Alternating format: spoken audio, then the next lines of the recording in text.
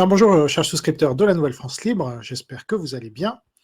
Euh, Petite vidéo plus rapide que les autres sur un sujet important, donc le retournement apparent de Emmanuel Macron. Alors ceux qui ont toujours cru qu'Emmanuel Macron était du côté de l'Ukraine, pour eux, ce ne sera pas un changement apparent, puisque voilà, s'ils croient ça vraiment malgré tous les faits, donc là par exemple, je vous montre au bout de 2 ans de guerre, voilà où on en est pour l'aide occidentale à l'Ukraine.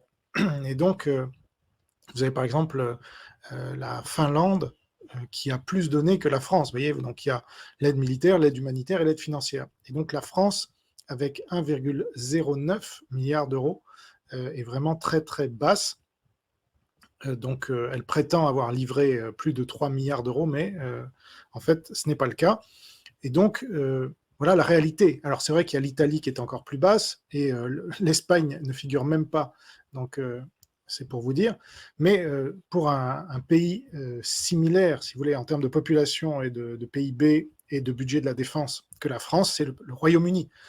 Et vous voyez que le Royaume-Uni est très très élevé, en 4e position derrière l'Union européenne, les États-Unis et même l'Allemagne. Et l'Allemagne, donc, qui aujourd'hui euh, répond bizarrement par rapport à ce qu'a dit Macron, l'Allemagne est très élevée aussi. Donc Macron était très en retard, il freinait des 4 fers l'aide à l'Ukraine, ça je pense que c'est indéniable. Et en fait, moi j'ai démontré qu'il était même du côté russe, en douce, puisque voilà, il n'a toujours pas viré. Déjà, il est du côté chinois.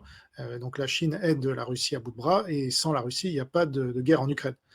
Donc, ça, c'est la situation actuelle. Et donc, on peut se dire, bon, là, Macron fait une déclaration où il se met au niveau des pays baltes, c'est-à-dire ceux qui veulent aller le plus loin et qui ont consacré 40% de leur budget militaire à l'aide en Ukraine.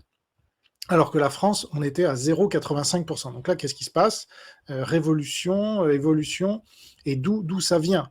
Alors, il y a plusieurs hypothèses, et c'est de ça dont je vais vous parler aujourd'hui.